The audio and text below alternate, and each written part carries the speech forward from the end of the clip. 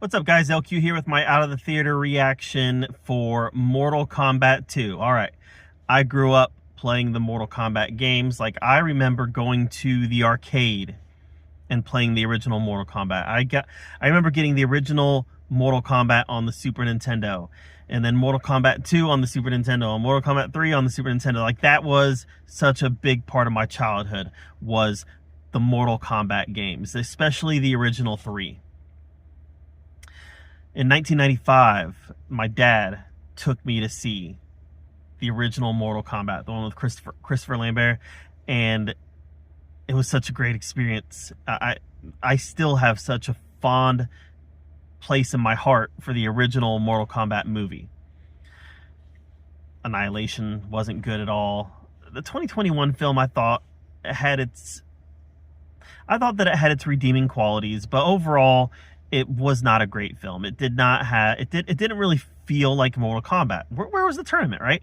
This movie is the Mortal Kombat movie I've been dreaming about since I was a kid, smashing away on Super Nintendo buttons, playing Mortal Kombat 2 and Mortal Kombat 3. This is the movie I've always wanted.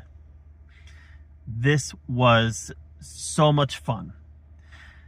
Karl Urban was great as Johnny Cage, brought the swagger, brought the comedic chops.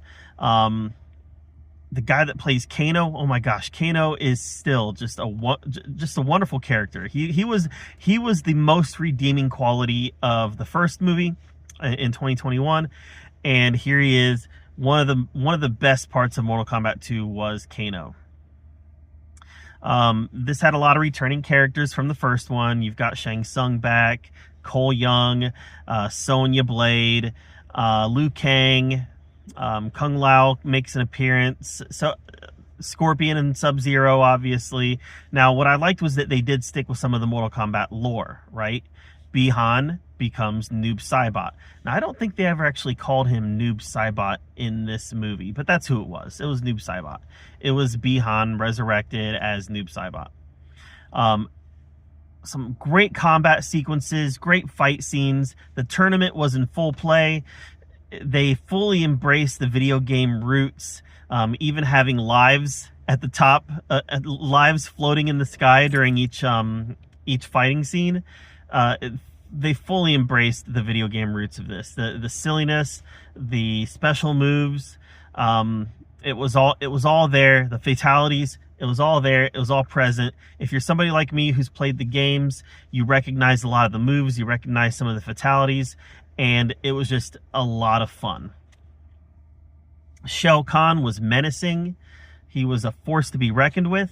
And I thought this was by far the best portrayal of Shao Kahn we've ever gotten. Especially better than Annihilation. Oh my gosh. Sindel was in this. Katana was in this. Speaking of Katana, this really was Katana's movie. Yeah, I think a lot of the movie is told from the perspective of Johnny Cage. He's kind of our entry point in this movie, kind of like Cole Young was in the last movie. But this is Katana's movie. She's really the one who has the character arc. The movie opens with her. It follows her in her quest to overthrow Shao Kahn, and ultimately it ends with her. So this was Katana's movie, and Johnny Cage was kind of the co-lead. And I know that there's probably some people out there screaming woke that we've got a female leading a Mortal Kombat movie. Katana has always been one of the primary players in Mortal Kombat. Katana, the adopted daughter of Shao Kahn, the daughter of King Jared, always fighting against Shao Kahn in his rule over Edenia and his attempt to take over Earthrealm. She's always been a key player. Go back to the original Mortal Kombat movie even. She was a key player in that. Katana has always been a major player in Mortal Kombat. She's always been one of the main characters.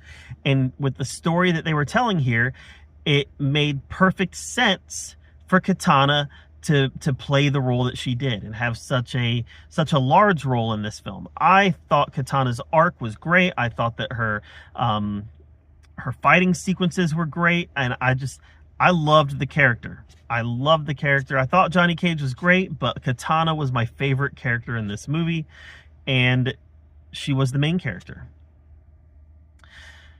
There was some funny scenes in this movie. I thought that Johnny Cage and his interactions with Baraka were really good. His interactions with Kano were really good. They went for it as far as the violence were concerned and as far as the gore was concerned. I think we knew all along that they were going to do that, but they weren't afraid of killing off main characters. I was surprised at some people that got killed in this movie. Now, it's a Mortal Kombat movie, and it has necromancers, and it has Quan Chi, and it has people get resurrected all the time in Mortal Kombat movies. So we'll see what happens if and when Mortal Kombat 3 comes. But a lot of people died in this movie. And when the credits rolled, they stayed dead. Sorry for the background change. I left my car for the last part of this video. Anyways, Mortal Kombat 2, it's not Shakespeare. It's not gonna win any awards.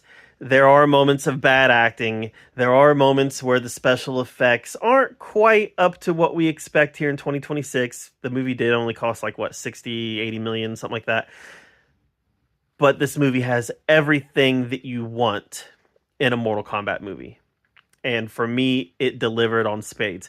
I don't know. The original 95 movie is always going to have a special place in my heart. So I don't know that any Mortal Kombat movie is ever going to be able to become my favorite over that one. It's just not a fair bar to set. But boy, I like this movie. And I thought it was really good.